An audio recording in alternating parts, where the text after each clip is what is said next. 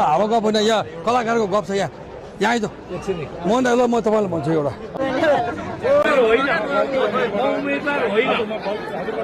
उम्मेदवार होइन मेरो बदनाम गर्नु तपाईँलाई घाटा हुन्छ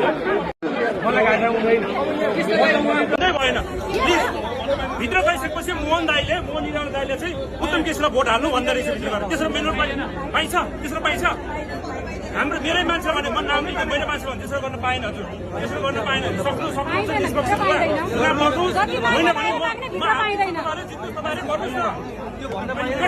एकछिन त्यसरी पाएन हजुर त्यसरी पाएन त्यसरी पाएन बरु म हात चलाउनु त्यसरी भन्नु पाएन है मलाई के फरक म घर गइदिन्छु मलाई सेवा गर्ने भावले आउँथ्यो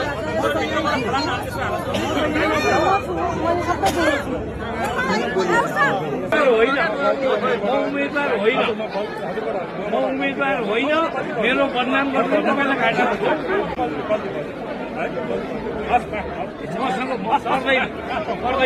तर मेरो विरुद्ध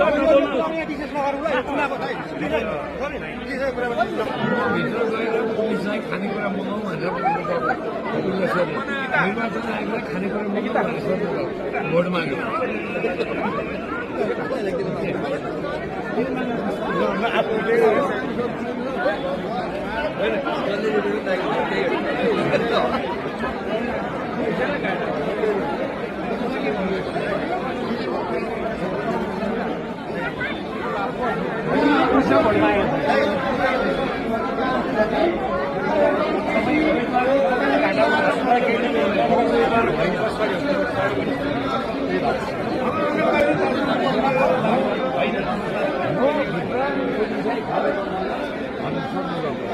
निर्वाचन आयोगले थाहा छैन कि मैले पठाइदिउँ भनेर सोध्नु सक्छ यो अरू बेला गर्दै छ